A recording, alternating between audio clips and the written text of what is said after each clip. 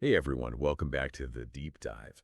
How often do we, skim the headlines and think we've got the full picture? Hmm. Especially with global tensions. The reports come in, the analysts weigh in, and we feel like, okay, we've got a handle on things. But what if I told you the true reality, the strategic chess game playing out behind the scenes, is often vastly different?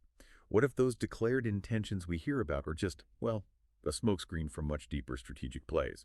Today, we're embarking on an absolutely crucial deep dive. It's incredibly timely and, honestly, full of unexpected twists.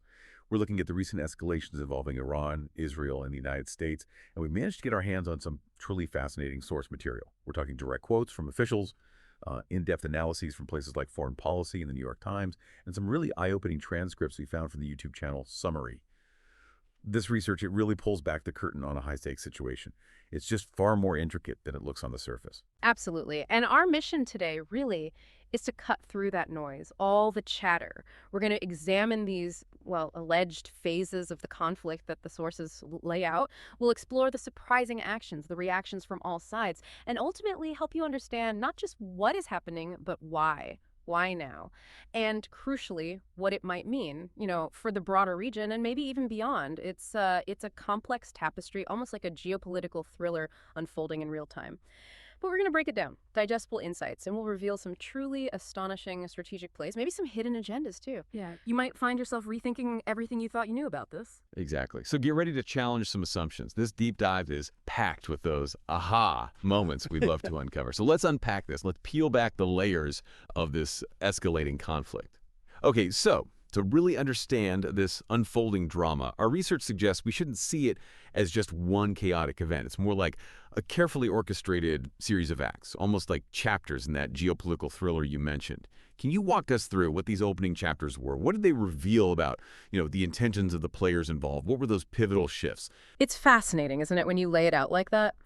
Our compiled research describes a very clear progression. It's almost step by step, revealing these strategic objectives. It really lays bare the calculated nature of these escalations. It wasn't just random shots being fired. So phase one, according to our detailed sources, was fundamentally about opening the skies.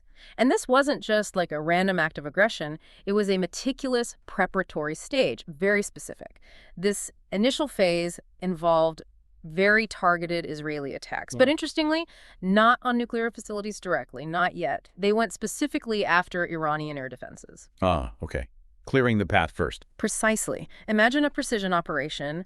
It involved fierce intelligence work, apparently, with Israeli aircraft reportedly traversing Iranian skies without being intercepted. Without being intercepted. That's significant. It is. It implies either a major intelligence failure for Iran or maybe a deliberate restraint, or maybe they just couldn't respond effectively. Either way, it's deeply significant. Right. It signals a vulnerability. Exactly. The primary objective here was critically strategic, to effectively open Iranian airspace, make it safe for future, possibly much larger operations. It's like a military engineer clearing a minefield, before the main force advances. They were setting the stage, ensuring air superiority, a clear path for whatever was coming next, a strategic precursor. Right after that, things moved quickly. The conflict escalated into phase two, targeting nuclear infrastructure. This was a big leap, from disabling air defenses to striking at the very core of Iran's nuclear capabilities. Okay, so now they go for the big targets. Yes. Yeah. And our sources point to very specific ones: Fordow, Natanz, and Isfahan. Now, just for context, Fordow, that's the one built deep underground, right? Into a mountain, super hard to hit. Right, notoriously difficult. Natanz is their main uranium enrichment facility, and Isfahan houses a uranium conversion facility.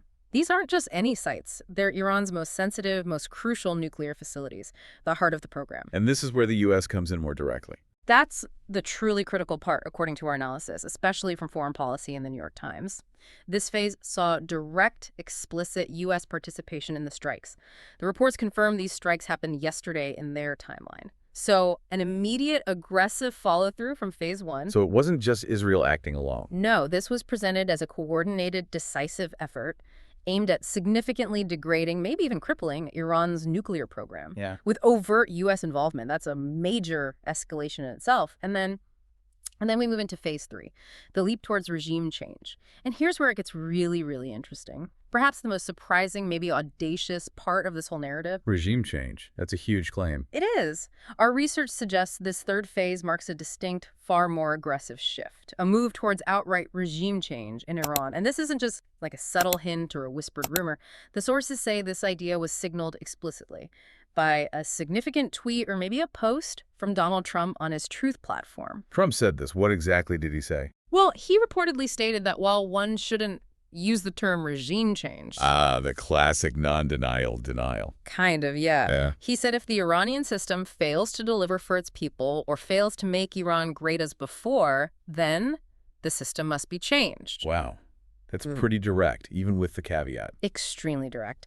And this declaration, coming from such a prominent, influential figure, is presented in our source material as the definitive start of this third phase, this much more aggressive, openly political phase. It basically transforms the military conflict. It's not just about limited strikes anymore. It's something much broader, aiming for profound internal political change in Iran. Wow.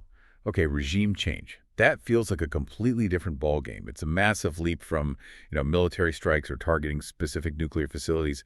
But how does a huge strategic objective like that actually translate into actions on the ground? I mean, what concrete steps, what audacious moves would really show this isn't just talk, but a genuine plan to dismantle their whole political system? That is the critical question, isn't it?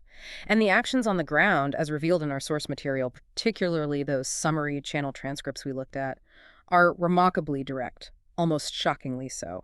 They seem to align perfectly with this stated regime change goal. It's a bold strategy, highly unconventional for a foreign power in an active conflict. One of the most striking details highlighted is the reported bombing of Evin Prison. Evin Prison. In Tehran. That's the one, located in northwest Tehran. And this isn't just any prison. Our sources really emphasize Evin's critical and, frankly, dangerous role. It's where political opponents are held. Revolutionaries, former officials who fell out of favor, anyone seen as disobedient to the regime. So people who actively oppose the current leadership. Exactly. Individuals who could potentially lead a counter-movement or at least be rallying points for internal dissent if they were free. And the strikes reportedly targeted the prison gates, specifically, effectively trying to open them. They bombed the gates to let prisoners out. That's the reported strategy. The implication is profound, incredibly audacious. By physically attempting to release these political prisoners, these anti-regime figures, Israel or whoever ordered the strike aims to empower and strengthen what is often seen as a weak Iranian opposition. So create chaos and give the opposition leaders. Precisely. The goal seems to be providing leaders who could potentially spearhead an internal coup, or maybe just fuel widespread protests against Khamenei, leveraging existing internal discontent. The insight here isn't just about military power, it's the audacity of weaponizing internal dissent, trying to ignite a revolution from within by turning prisoners into potential leaders. That's a playbook shift, from conventional war to something else entirely. It really is, creating what some might call a fifth column, right? A group working covertly to undermine the power structure from the inside. It demonstrates a clear move away from standard military engagement towards a strategy of internal destabilization, trying to accelerate that Phase 3 objective. That's a truly remarkable and, frankly, dangerous strategy. So it's not just about military infrastructure anymore. It's about manipulating internal dynamics, possibly trying to ignite a revolution. That's incredibly bold. And it carries immense risks, surely. Uncertainties for the whole region's stability. It also suggests they have, or think they have, a deep understanding of Iran's internal political divisions, or at least they intend to exploit them. Okay, given these incredibly escalating actions, opening skies, hitting nuclear sites, now bombing prison gates for regime change, a burning question, the one everyone, including our sources, is asking, how will Iran respond?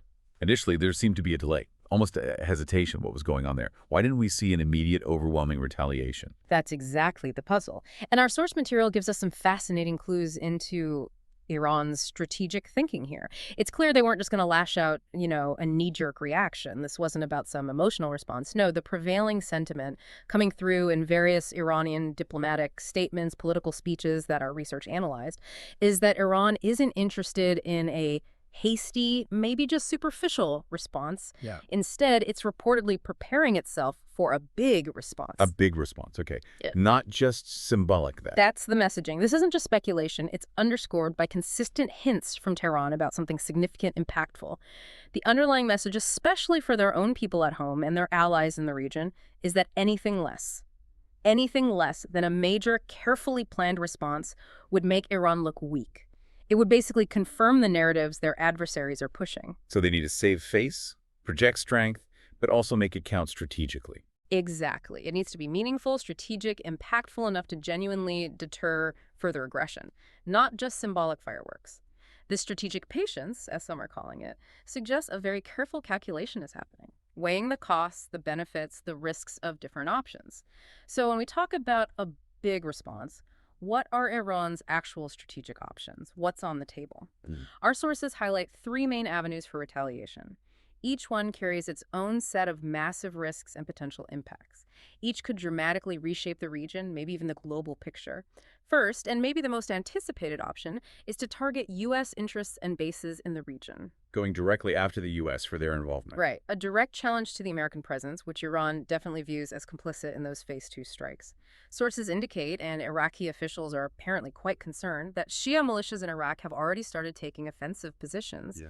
That suggests a real, tangible readiness to engage U.S. bases. And these aren't just, small, random groups.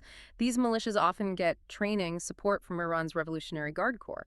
So coordinated action is possible. Very possible. Iraqi officials are reportedly trying to talk them down, dissuade them, but their efforts seem insufficient. That hints at potential coordinated actions against U.S. military sites in the Gulf. Maybe Al Udeid in Qatar, bases in Kuwait. It would be a clear message to the U.S. about the cost of direct involvement. A second option, more direct and highly provocative towards Israel itself, involves striking the Dimona nuclear facility in Israel. Dimona. Wow, that's hitting the heart of their strategic capability. Exactly. It would be a massive escalation against Israel, targeting the core of its perceived strategic superiority, maybe even its nuclear deterrent. And our sources reveal something quite chilling. Iranian state television has apparently gone as far as broadcasting highly detailed 3D videos of the Dimona reactor. They showed videos of it on TV. Yeah. Detailed 3D models. This isn't just a vague threat whispered somewhere. It's a very public, very specific visual warning. Signaling Dimona is firmly in their crosshairs. It's designed to send a message about Iran's reach, its willingness to hit Israel's most sensitive sites. It's meant to deter future Israeli actions by threatening symmetrical, or maybe even asymmetrical, responses. It's powerful psychological warfare, a strategic play. And finally, the third major card Iran could play. This one has truly massive global implications, closing the Strait of Hormuz. Ah, the oil choke point. The ultimate economic weapon, almost. This crucial maritime choke point between the Persian Gulf and the Gulf of Oman. It's vital. What is it? Roughly 20% of the world's total petroleum liquids pass through there. A huge chunk of it's LNG, too. It's one of the most critical waterways in the world. Absolutely. A true choke point for international trade. Any move by Iran to close it, or even significantly impede traffic, maybe using naval mines, fast attack boats, anti-ship missiles, it would have massive international repercussions. Oil prices would spike, global trade disrupted. It could even trigger a broader international intervention from powers who rely on that energy flow. So economic warfare on a global scale. Pretty much. It's a tool that could destabilize global markets and draw in a much wider array of international actors. It's a high-stakes gamble, probably reserved for extreme situations. So Iran is strategizing for a major blow, thinking about responses that could, dramatically reshape things regionally, even globally. But it's not all strength and strategic options on their side, is it? Our sources also point to some significant vulnerabilities for Iran, clear signs of internal challenges that could really impact their ability to pull off these grand plans. Where are they showing weakness? You've really hit on a crucial paradox there. Yes. Despite the tough talk, despite the impressive array of potential responses, there are clear signs of internal challenges. Weaknesses. Our sources meticulously uncover these, offering a much more nuanced picture than just Iran is strong or Iran is weak. One really significant indicator of this weakness is a noticeable problem with Iran's missile platforms, and specifically their depletion. Depletion. They're running out. Well, our research highlights a critical observation from the field.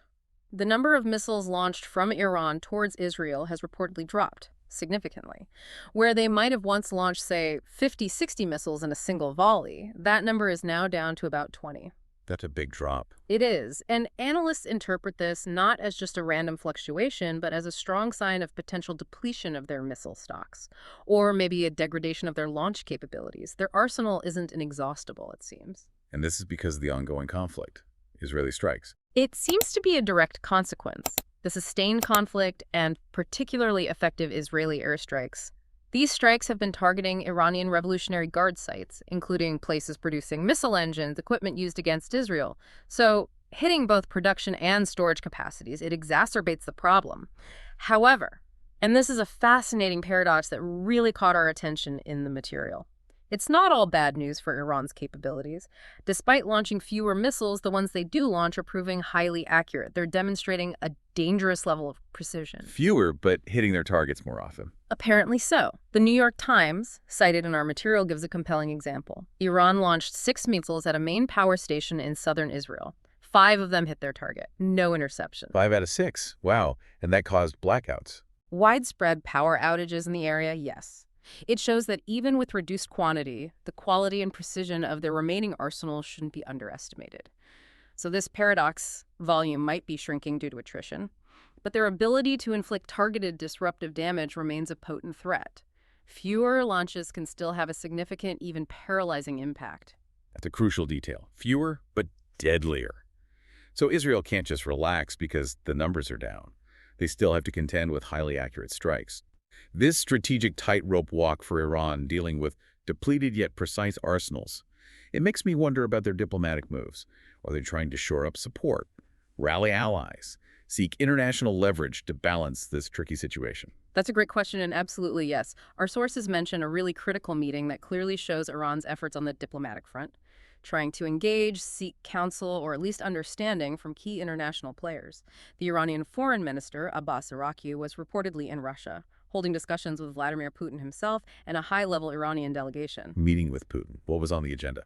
Very specific and urgent things, according to the reports. Explicitly Israeli aggression and the recent American attack. They're clearly framing their narrative for Moscow. Now, one source we looked at, particularly the summary transcripts, dismisses the likelihood of direct military intervention from Russia. Like, they poured cold water on the idea of Russia smuggling nuclear weapons to Iran. That was a speculation floated by Newsweek, quoting former Russian President Medvedev. Yeah, that sounds pretty wild. Right. The analysis considered that highly unreliable, frankly weak journalism.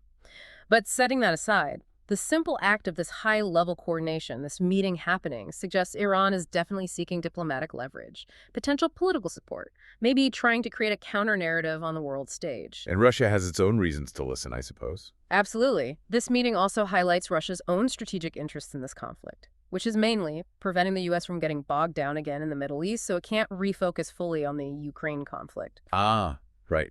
A U.S. entanglement elsewhere helps Russia. Precisely.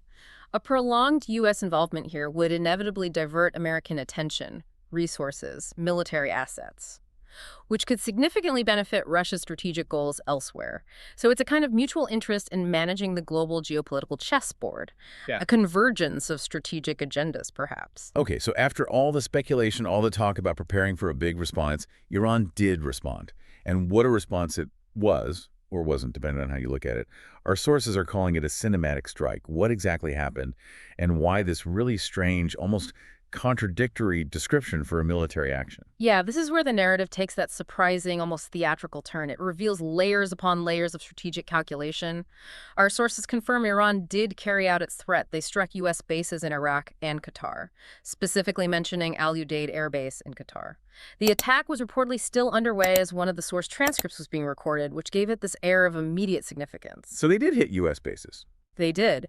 However, the description of this attack is absolutely key and very revealing. It was deliberately labeled a show or cinematic strike. The expectation, according to analysts cited in our material, was that all the missiles would actually be intercepted. All of them. So designed to fail, in a way. Or at least designed to cause no real damage, resulting in no human or material losses. It wasn't meant as a destructive act aimed at maximum harm. It was performative. A carefully staged demonstration of capability rather than a full-blown military offensive. Okay, that's weird enough. But then there's the pre-notification. Yes, the bombshell, a detail uncovered by the New York Times, widely cited by our sources. Iran informed Qatar about the impending attack before it happened. They told Qatar they were about to bomb a U.S. base in Qatar. Apparently so.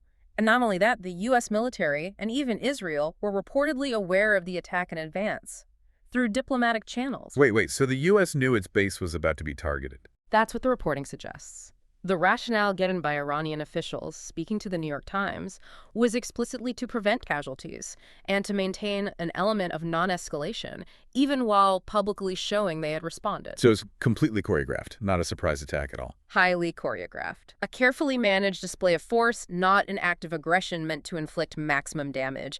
It's, well, it's an almost unprecedented level of pre-notification in a conflict situation like this. Wait, so Iran essentially pre-announced its strike. That completely changes the perception of it being an aggressive act. It sounds less like, a declaration of war and more like a carefully staged play, a political statement dressed up as a military strike. Why? Why would they do that? Especially after all the tough talk about a big response. And why Al Udeid specifically? Of all the U.S. bases in the region, what makes that one the target for this cinematic retaliation? Is it just symbolic? That's truly the million-dollar question, isn't it? And yes, the choice of Al Udeid and the pre-notification are two sides of a very deliberate, very nuanced strategy. It's really an exercise in signaling, rather than about raw force. Okay, first, let's look at the strategic choice of Al Udeid Air Base. Our sources paint it as a strategic treasure for U.S. forces, established way back in 1996. Its history is just deeply intertwined with major U.S. military operations across the Middle East. That makes it profoundly symbolic. Right, it's been central for decades. Absolutely. Crucial in Operation Desert Storm, it was the main launch pad for U.S. aircraft during the Afghanistan war, especially when other nations nearby refused to host those kinds of operations. And it was central to the U.S. invasion of Iraq, waves of aircraft taking off from its runways.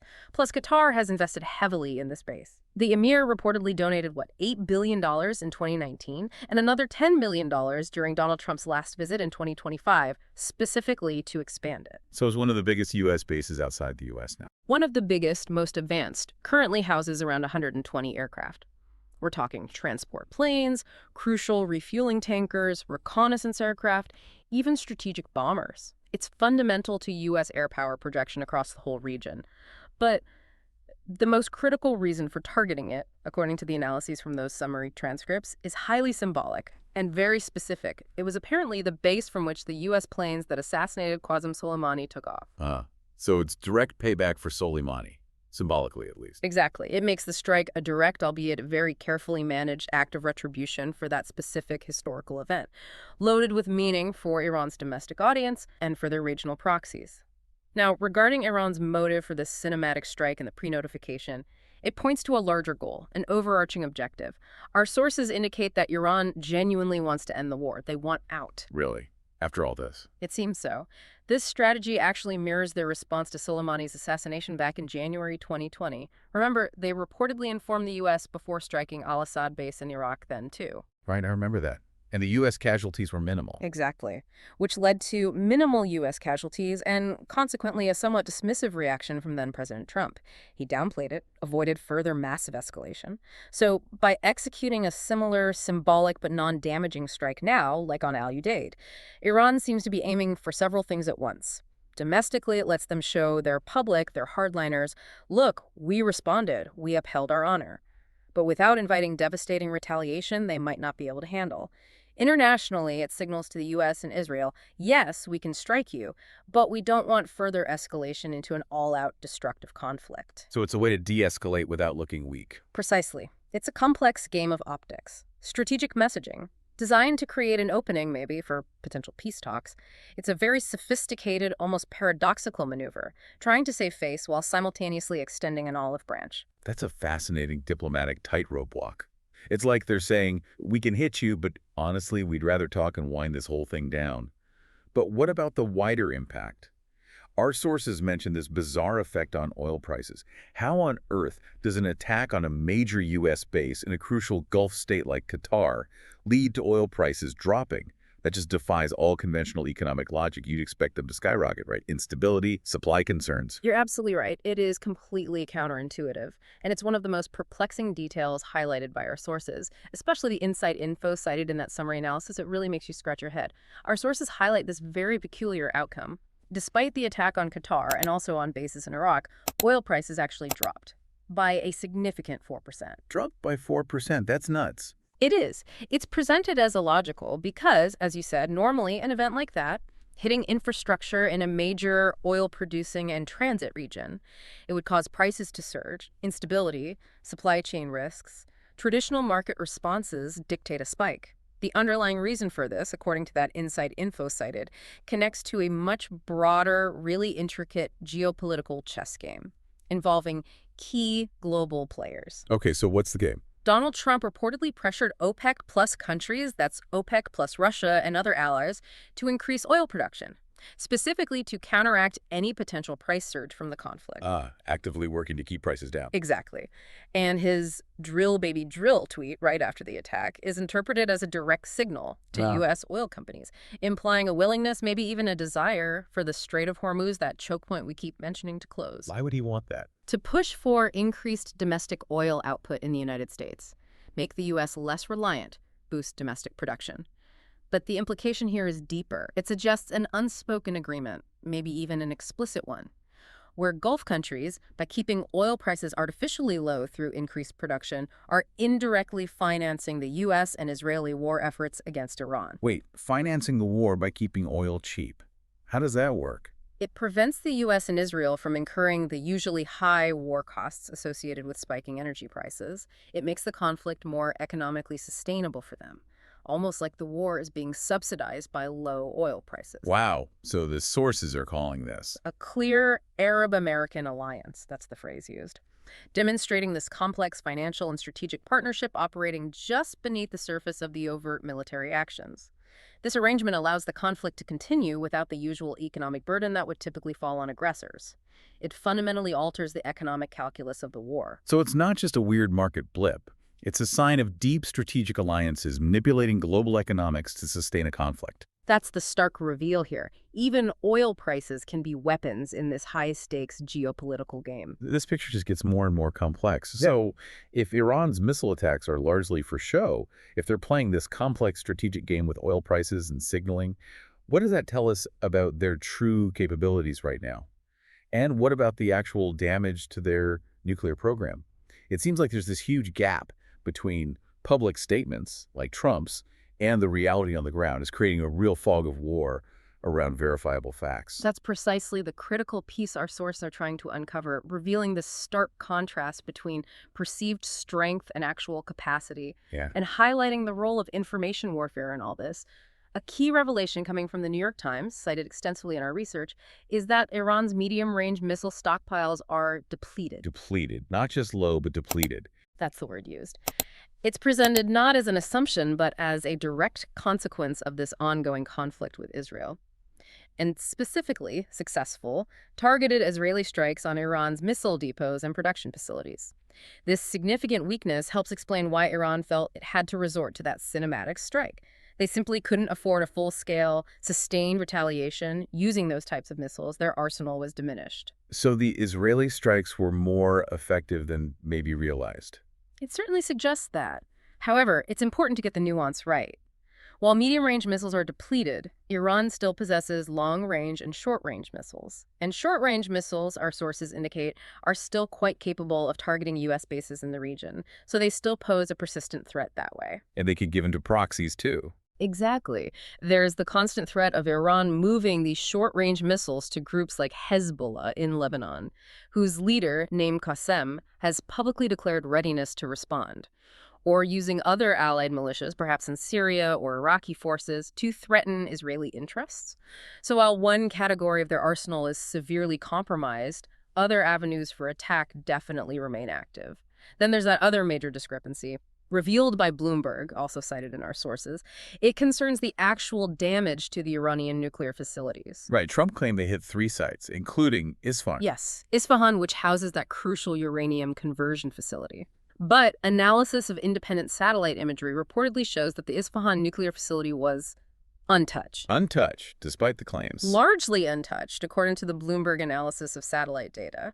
This public contradiction is, well, a significant embarrassment for Trump in the U.S. It directly refutes official statements, and it creates immense pressure now for the U.S. to insist on destroying the facility, to uphold its narrative, its credibility on the international stage. So they're kind of stuck having to prove their initial claims. It puts them in a difficult position. It starkly highlights the gap between political rhetoric and verifiable ground truth. It's a critical point in understanding the true state of play, how much is real, how much is spin. It implies the initial claims might have been exaggerated for political effect. So we're definitely seeing this gap between reports and reality. For Iran's capabilities and for the impact of strikes on their nuclear program, it's like a multi-layered game of info and disinformation. It makes it really hard to assess the true state of the conflict. Okay, given Iran's cinematic attack on Al-Udeid, which sounds like it was designed, however strangely, to de-escalate, how did Israel respond? They were the initial aggressor in this recent round of escalations. Did they pick up on Iran's subtle signal, or did they just press their advantage? Israel's response was, well, it was swift and substantial, and it reinforced their very assertive stance. It indicated a clear unwillingness to de-escalate on Iran's terms. They definitely did not seem to pick up on, or perhaps chose to ignore, Iran's subtle cues for winding down the conflict. So no de-escalation from their side. Quite the opposite. Hours after Iran's symbolic strike on Al-Udeid, Israel reportedly launched a massive counterattack. We're talking 100 missiles aimed at Tehran. 100 missiles. At Tehran itself. At Tehran. These strikes specifically targeted military objectives within the capital region, including, reportedly, 6 military airports across different Iranian regions, aiming right at the core of Iran's military infrastructure. The Israeli army publicly claimed they destroyed 15 Iranian fighter jets and helicopters. Also runways, underground bunkers, refueling planes. All these actions were explicitly aimed at crippling Iran's air capabilities, diminishing its capacity to project power. It demonstrated a continued aggressive posture despite Iran's apparent de-escalation signal. So it wasn't just tit for tat. It was a major escalation from Israel's side. A very significant escalation. It suggests Israel viewed Iran's cinematic strike not as an opportunity to maybe calm things down, but perhaps as a demonstration of weakness, a weakness that could be exploited further. Wow. Okay, that's a serious counterstrike. It really pushes the military aspect further up the escalation ladder. And what about the Gulf states in all this? How are they reacting, especially Qatar being drawn in directly like this? Qatar usually prides itself on mediation, right? Avoiding direct confrontation. Are they just victims here? Or are they taking a more active stance now they've been hit? This must be putting immense pressure on them. It is indeed a pivotal moment for the Gulf region. It's pushing them into entirely uncharted waters, far beyond their traditional diplomatic comfort zones. The whole dynamic is shifting, and rapidly. Take Qatar. Despite usually preferring mediation, protecting itself politically rather than militarily, Qatar is reportedly signaling a strong desire to retaliate against Iran now. Qatar wants to retaliate. That's a big shift. It's a huge shift. Our sources, including analysis from Foreign Policy, even mention a remarkable detail. Apparently, Qatari planes briefly entered Iranian airspace after the Israeli strikes on Tehran, seemingly to check for missiles aimed back at the Gulf. This suggests a prior intent, or at least a readiness, for Qatar to get involved more directly than ever before. So they were already preparing for more. It looks that way. Now, their air defenses did perform well. They successfully intercepted 9 out of the 10 incoming Iranian missiles aimed at them. Only 1 reportedly landed in an empty, uninhabited area. But the attack itself, even if symbolic and largely ineffective, has clearly ignited a strong reaction from Doha. It's compelling them to take a more confrontational stance than is usual for them. For a nation that's built its reputation on being a neutral mediator, this is profound, significant. And does this feeling extend to the other Gulf states, the GCC? It seems to. This reaction extends to the broader GCC's stance. The Gulf Cooperation Council states, Saudi Arabia, Qatar, the UAE, Kuwait, Bahrain, Oman, they reportedly see this as a major opportunity. An opportunity to do what? To further weaken Iran, their long-standing regional rival. Saudi Arabia, a leader in the GCC, explicitly condemned the Iranian aggression against Qatar, called it unjustified, a flagrant violation of international law. Strong words. Now, some analysts and our sources argue the GCC might not declare open war unless Saudi Arabia itself was directly targeted. But the sentiment is clear. They will participate, perhaps indirectly but actively, to support the U.S. and Israel in this conflict. So that Arab-American alliance you mentioned earlier is solidifying. It seems to be reinforcing that emergent alliance, Right. suggesting a coordinated effort to contain and potentially weaken Iran. Yeah. This could mean providing intelligence, logistical support, maybe even financial aid to the U.S. and Israeli efforts, effectively using this conflict as a chance to diminish a regional adversary they've worried about for decades. It's a calculated risk for them, too, though. Oh, absolutely, a huge risk, but one they appear willing to take right now, given the circumstances. Okay, so we've established this conflict is driven by really complex motives. We've got hidden vulnerabilities, unexpected alliances, even these bizarre economic consequences with oil prices. It's clearly not just about tactical strikes anymore. What's the bigger picture here? Especially with figures like Donald Trump seemingly pushing for more, for regime change even. And that conflict is drawing in more regional players like Qatar, maybe the whole GCC.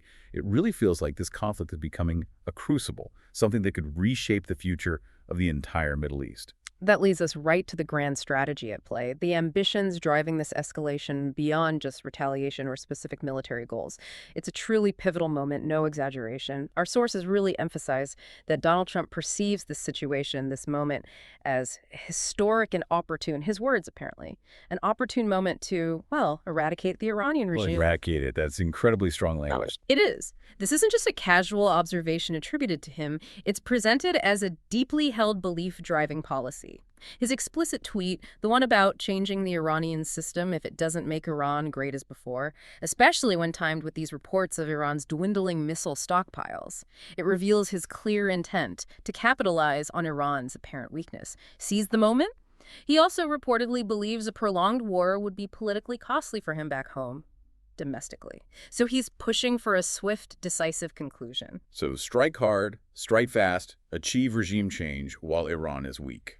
That perspective frames the entire conflict as this critical window of opportunity, one that must be seized decisively, almost like a military campaign with a clear, incredibly ambitious endpoint: regime change.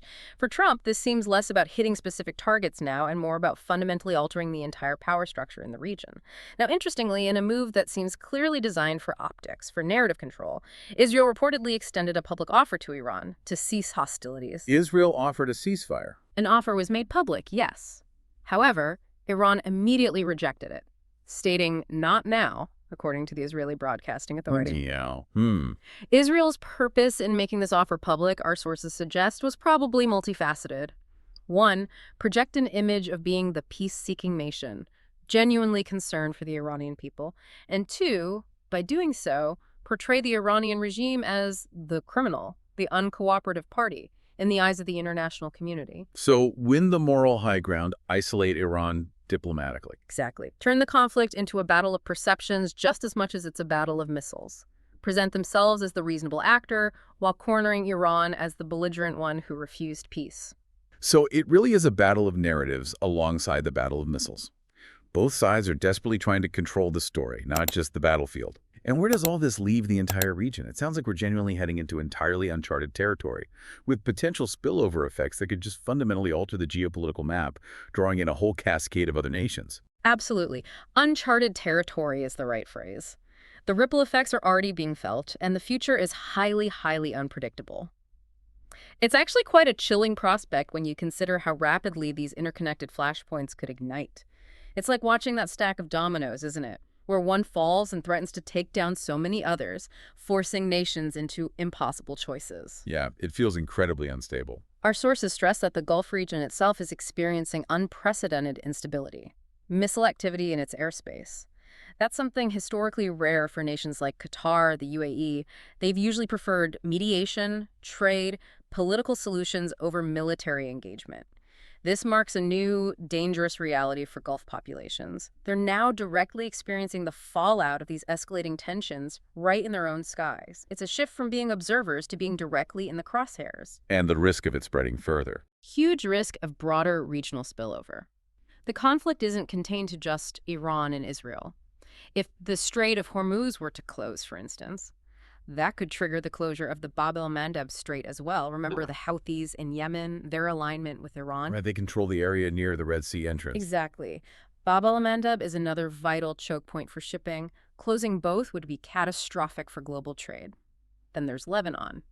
At extreme risk, Hezbollah is widely expected to fully engage Israel in support of Iran.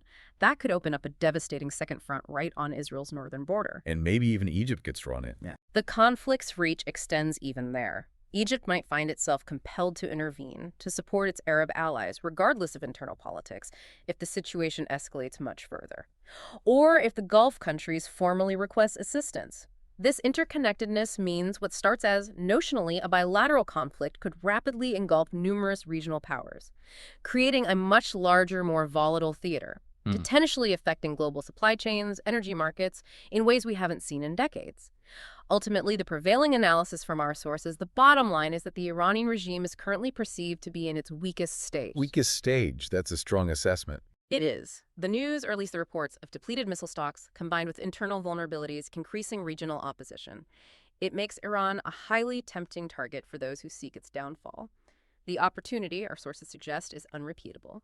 That implies this specific confluence of factors: Iran's internal pressures, its military challenges, this focused external pressure. It might not align like this again. This war, if it continues down this path, it's poised to reshape the geopolitical landscape of the Middle East in ways no analyst can currently fully predict, leading to profound, lasting consequences for global stability.